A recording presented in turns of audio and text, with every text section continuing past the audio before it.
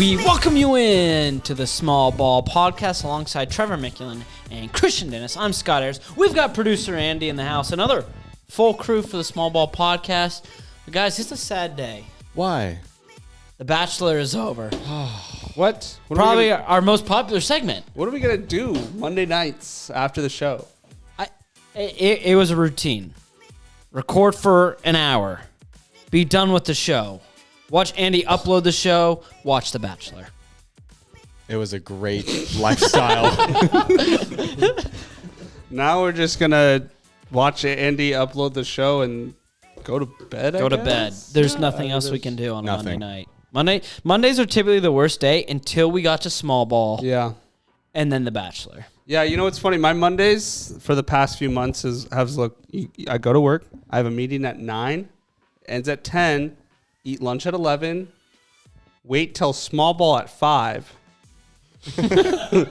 go home, watch The Bachelor, go to bed. That was my day. Full day. Now I can't do that. Huge void. Huge void. But you know what's been filling my mind today? Yeah, talk to us. Scott and I watched Dune 2 over the 2. weekend. You guys, I don't know if there's a movie I've seen that's better. I don't know. Have you seen it? No, I haven't even seen the first one. Oh, you need to. I refuse. Christian, I'll be honest. Christian, listen to me. I don't think you need to. I refuse. I refuse to watch Dune, just like how I refuse to watch Game of Thrones. You know what? And at this point, Christian, I don't care. Oh, I honestly, you played that hard to get game with Game of Thrones, and yeah, I fed into it. I was like, bro, come on, watch with us. Come on. You wanted it bad. I wanted you to feel included. I wanted you to be a part of it. It was fun.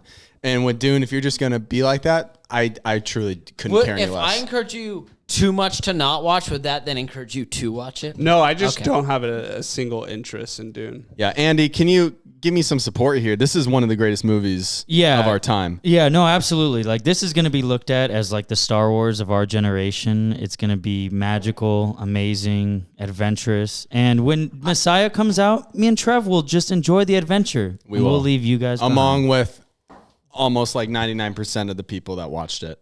No, I admit, I'm in the minority. The first Dune was a snooze fest. It was a certified snooze fest. There wasn't anything interesting outside like 3 scenes. And I'm told, hey, get ready, watch the second one. It's the greatest movie you'll ever see. Your brain is fried with dopamine. You can't sit through beautiful cinematography. I think He scrolls too much. You got TikTok brain. I think what's been like making me not interested in Dune is like it just seems like a lot of work.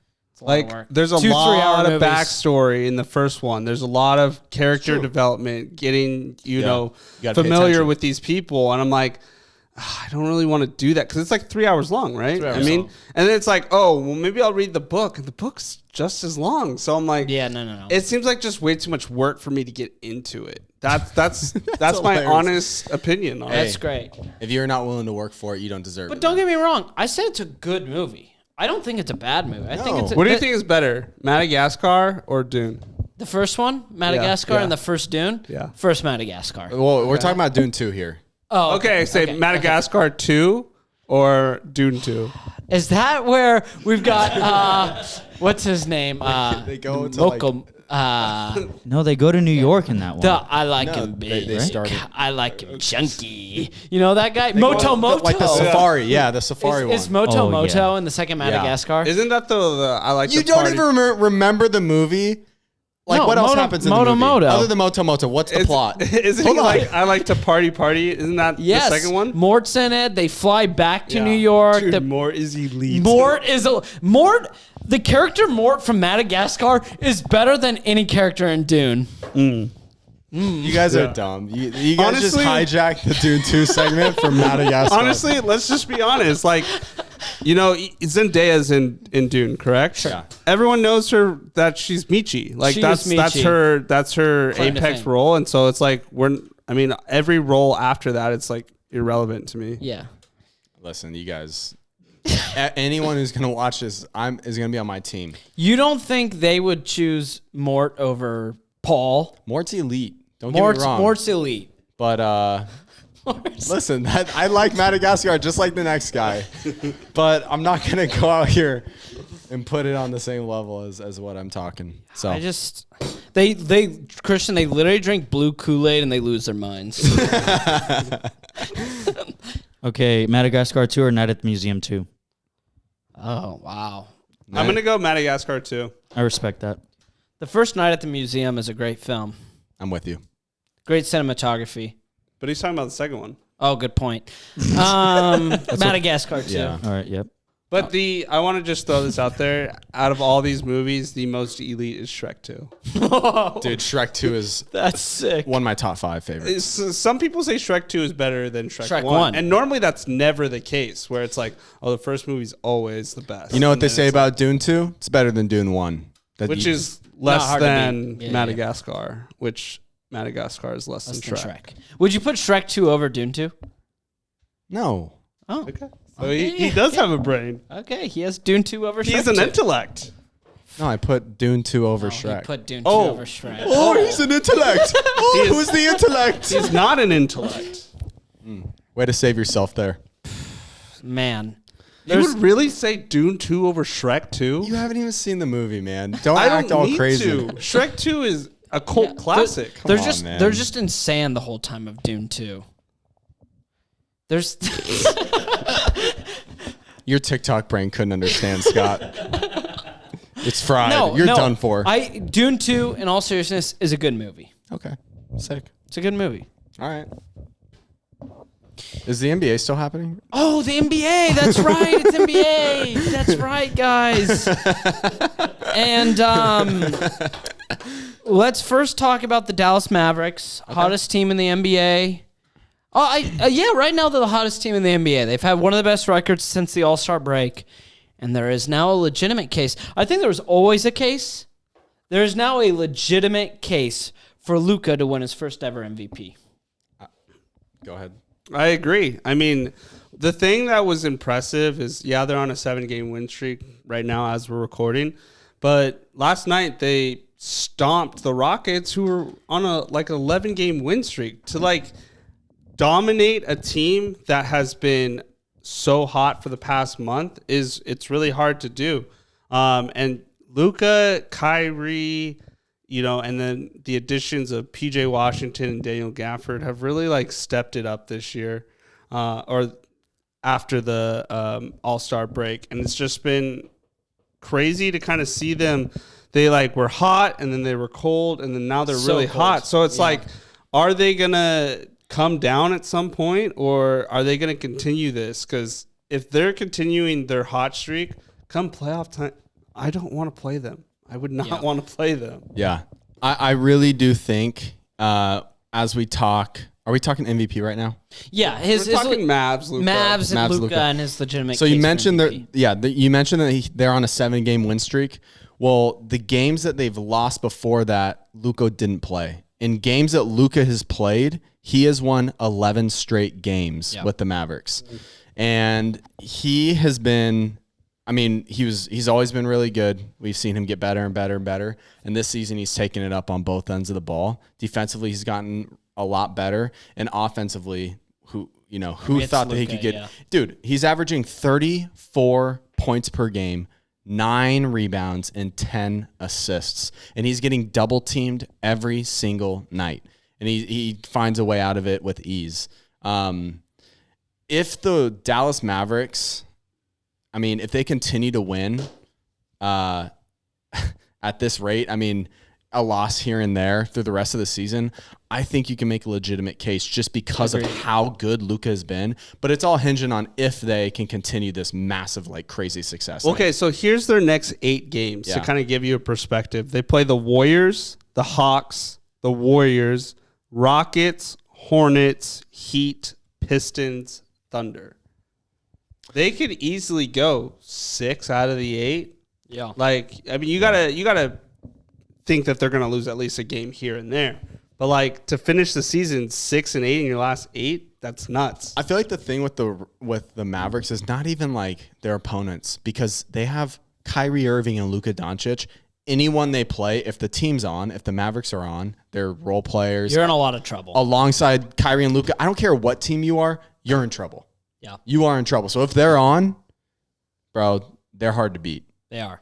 Yeah, And we knew this. Yeah, and they figured it out too, because when they made some of their trade deadline assets, they had a pretty bad free agency. Grant Williams and company. They made some nice moves at the deadline. It's a good team. I don't think they're the best team in the West, but come playoff time, you have two amazing players. One that's definitely a top 3 player, and Kyrie, a lot would argue, is a top 10 player.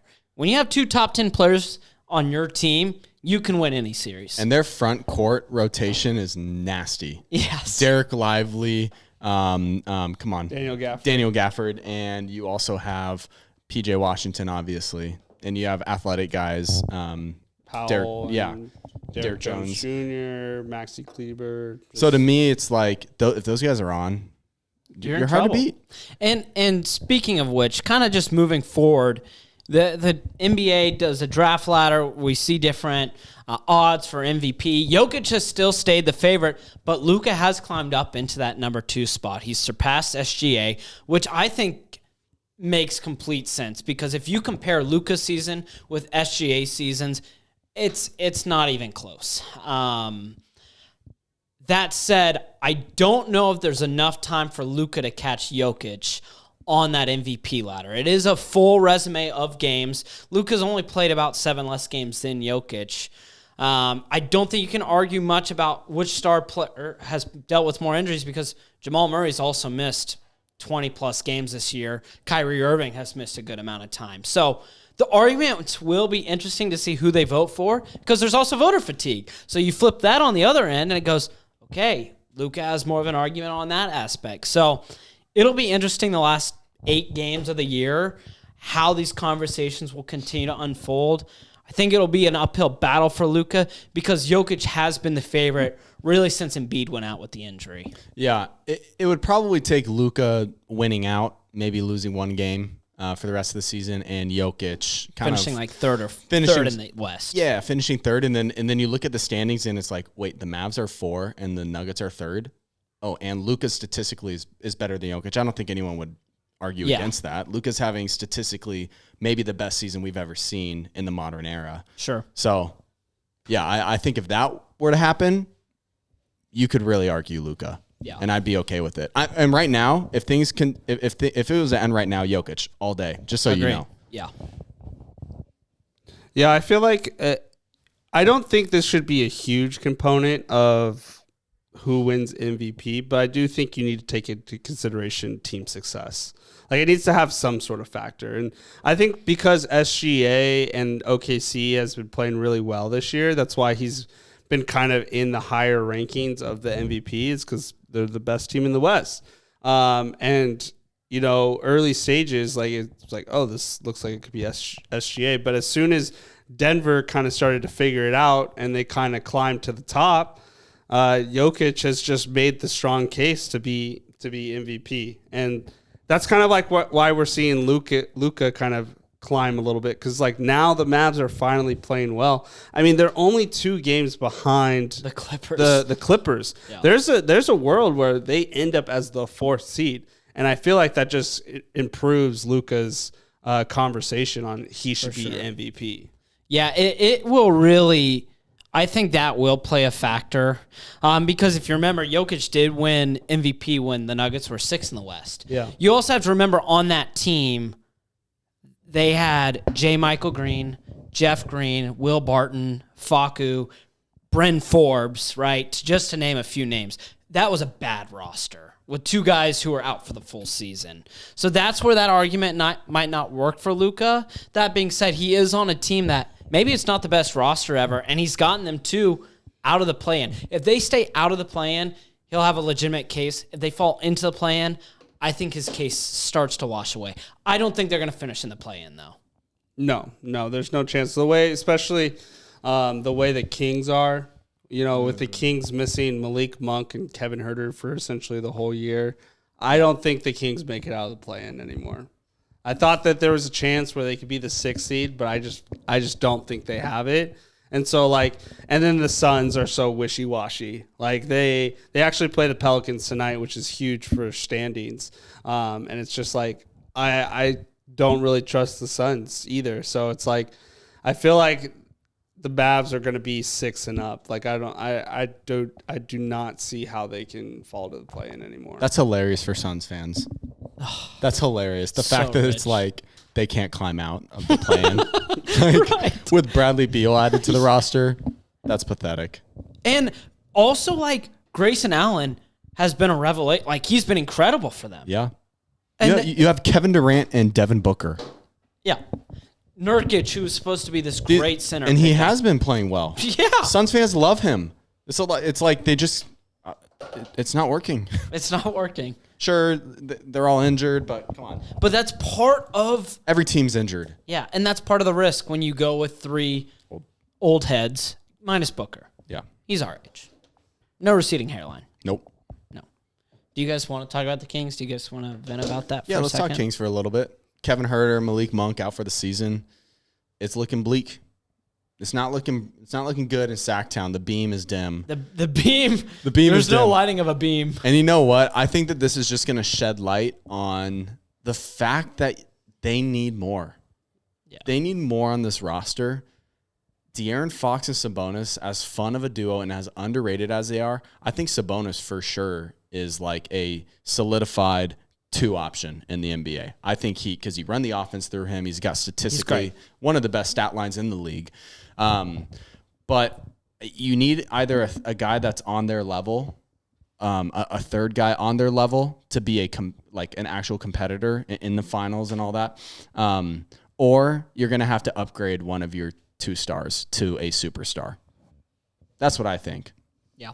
Yeah, I look at the Kings and kind of going into this season, I mean, we really wanted them to upgrade from Harrison Barnes. We felt like that was the obvious, like, we need to upgrade here. And they didn't. They just decided, let's run it back. Let's see what we got. Finished 3rd in the West last year. So I don't, blame them for doing it. Maybe they didn't see anything they liked out there. But it's so evident that, this roster, the starting 5, is not that good compared to the other teams in the West. And so in order to stay competitive, you got to be aggressive and you got to go get another guy. I do think a part of it does rely on Keegan Murray's development, but at the same time, as I watch Keegan Murray, I see him as, a good defensive player, a good 3-point shooter. But I think a lot of people think that he's going to be something more more like that Chris Middleton at his, elite level. I don't think he is. I think Kings fans that are saying that kind of are operating out of the mindset of we lost Halliburton. Halliburton was this guy who had promise, great locker room presence, fundamentals, and we could trade him for a star, and then you see him turn into a superstar. Yeah. He's going to be the best point guard in the NBA in 2 seasons. And you see the Kings lose that guy, and they don't want the same thing to happen to repeat itself, and so they're kind of putting this Keegan Murray's going to be something freaking good, which he's going to be good. Yeah, but I like you said, I don't think he's going to be some. I like Keegan Murray. I love him, and I think I love him. Mikal, this is kind of what I see. The top of his game is like a Mikal Bridges. Yeah, where it's if you're looking at Mikal Bridges right now in Brooklyn, he's not a number 1 guy, and people try to think he was a number 1, number 2. Yeah. But in reality, if he's your 3rd best player, that's a good team. And so you think he can't get to Chris Middleton, but he can get to Mikal? Yeah. I think Chris Middleton's better than Mikal Bridges. Oh, okay. I guess Chris I just Middleton's peak. Obviously, he's injured. He hasn't really been. What's his peak? When they won the championship. Number 2. He was cooking. Yeah, dude, he was so good. He was Michael Jordan. He was making shots like crazy. Okay. I just don't think that he'll be Chris Middleton level, but he could be a Mikal Bridges level. Gotcha. He's still a good player. Great Yeah. player. Yeah. Yeah, I don't need to add much more to the Kings segment. Maybe you guys get out of the play-in.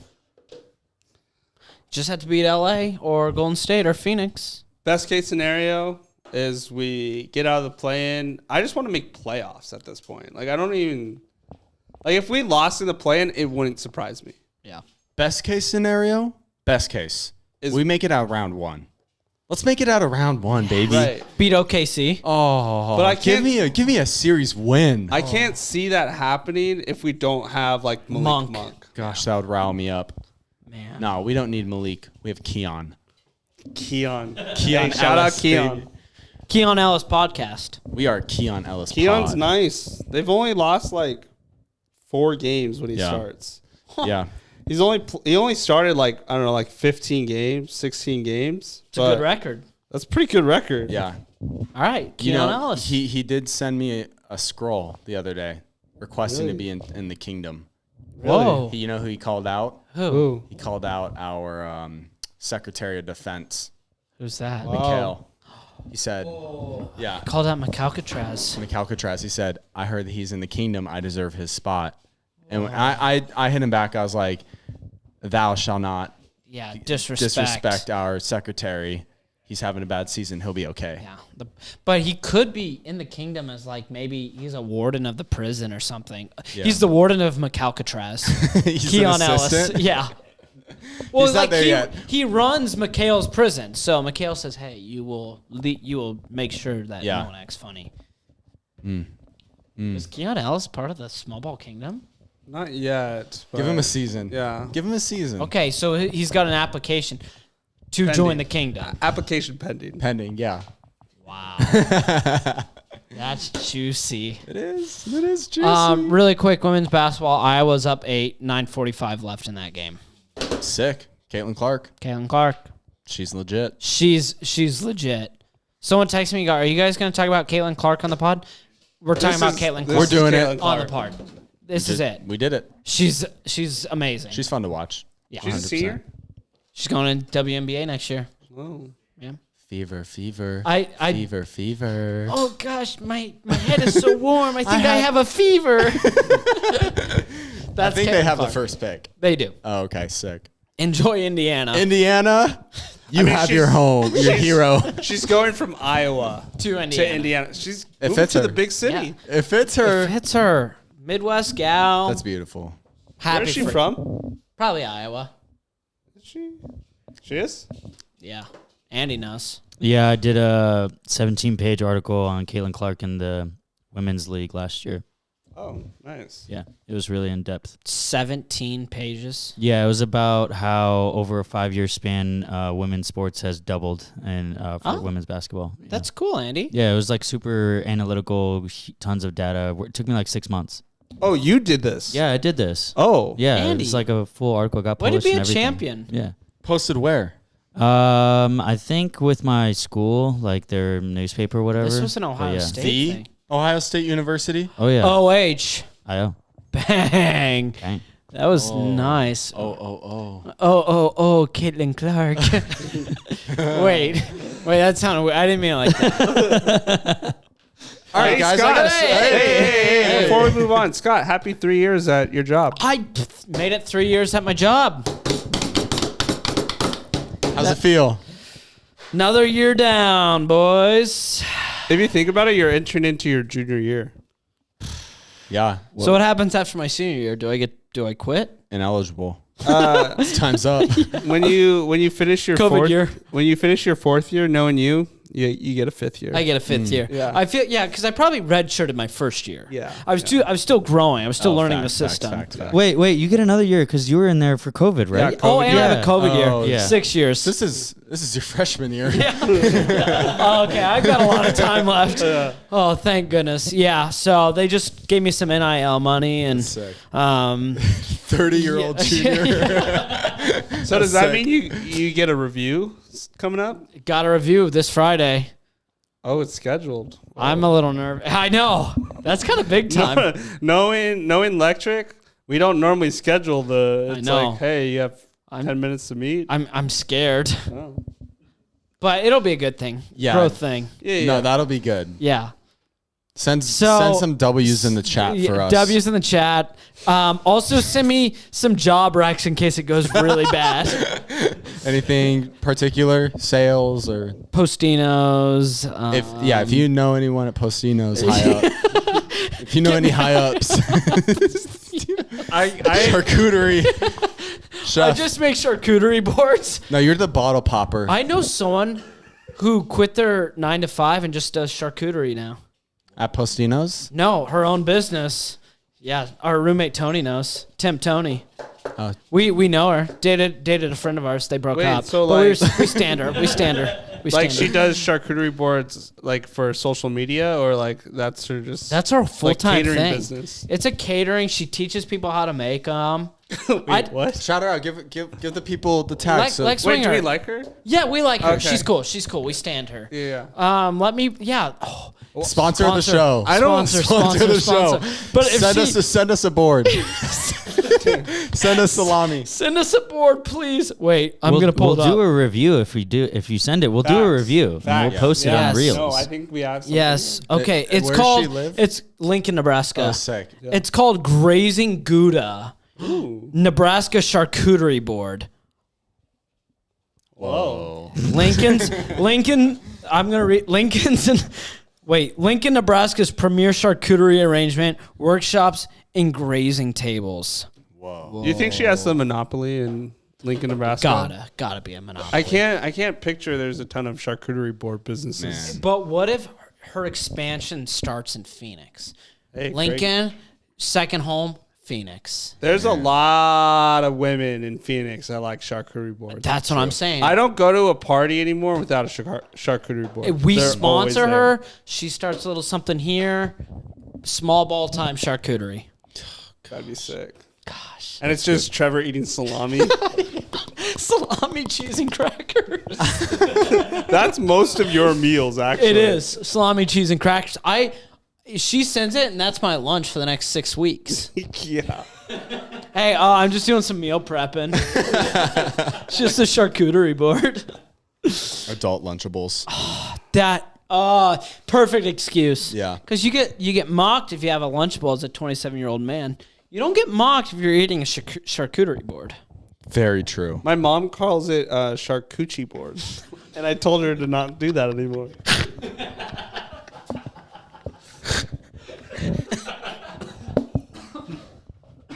That's amazing, Christian. Thank you for sharing that. All right, guys. Surprise segment. What? Surprise segment. Oh, what a good segue. Oh, yeah. Oh, Trevor's surprise segment. All right, what are we working on, Trev? You guys are insane. Okay.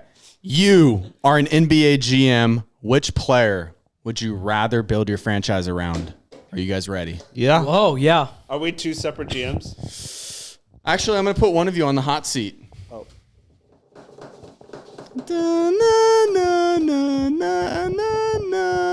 Nose goes. Oh, Christian's going. Yes. Actually, you get to choose. Yeah, Christian goes. All right, Christian goes. I wanted to be on the hot seat. First one. Sengun versus Chet Holmgren. Here, let me redo that because it's Şengün. Got you, Scott. Thank you, Şengün. Alperen Şengün versus Chet Holmgren. Get me Alperen Şengün. Ooh, I why? like that. I just think he could be a hub. He could be, similar to like Jokic and Sabonis, to where you can run the offense through him. I just think that he is a better passer and has a little bit more finesse offensively. Dang. I like that. Honestly, I wasn't expecting that. Would you agree? I would agree. I think I would take Şengün. Okay. This one's fun. Anthony Edwards versus Tyrese Halliburton.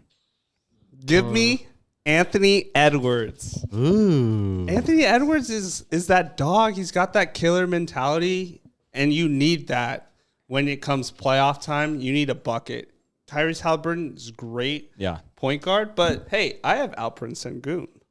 So then I'm pairing it with Anthony Edwards. That's just my mind thinking. I don't know if that's the game. No, that's not the game. Okay, but either way. Starting from scratch. Either way, I think I still want Anthony Edwards because I'm looking at what the Timberwolves are doing. And like, let's be honest, the Timberwolves, their team is like kind of a bunch of doughheads. They're not the smartest team in the league, but they're still top of the West. They're tough.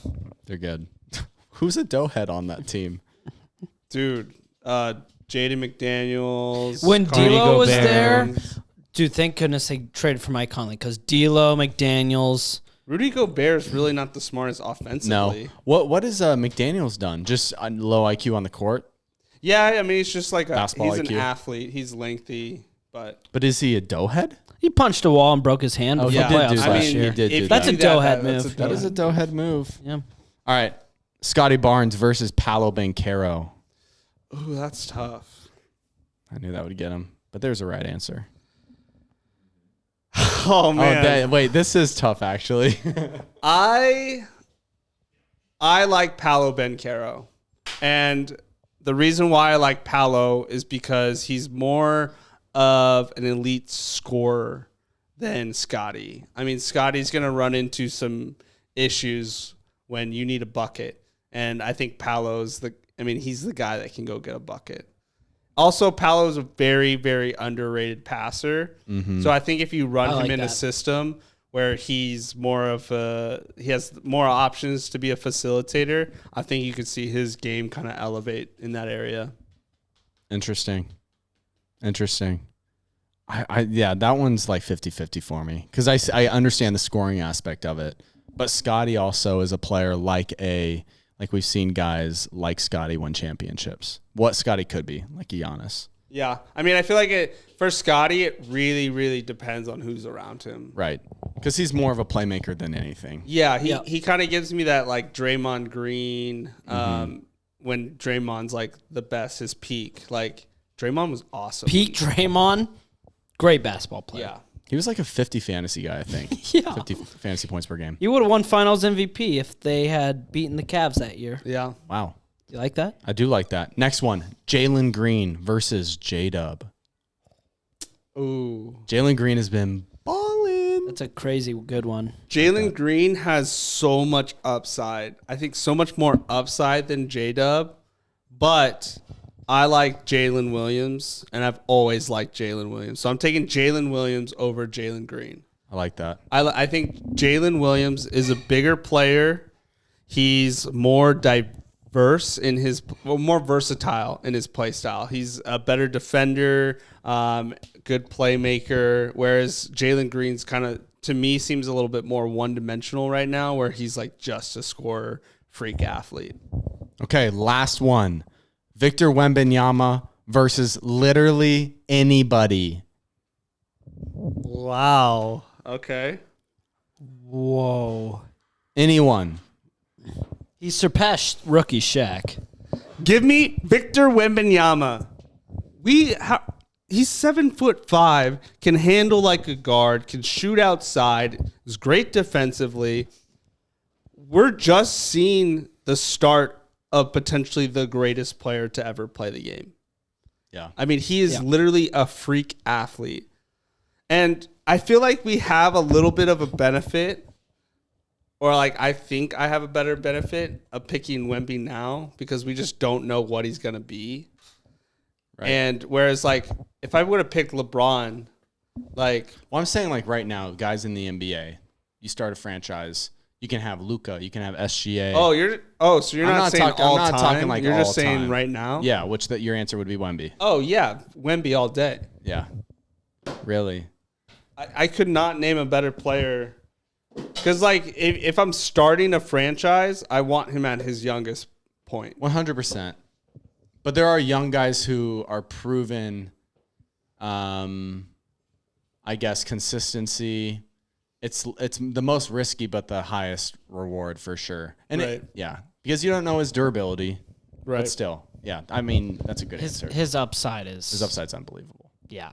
I saw something that was like, even right now, like with your current team, how many teams would keep their number one player in a trade with like Wemby? And the answers were like Jokic, Luka, and maybe that's it. Like no one else, everyone else would be traded. Giannis? Did you Oh, trade and him? Giannis. Yeah, Giannis was there too. that's fair. Wow. He's Trev. the most valuable player in the league. Yes, I agree.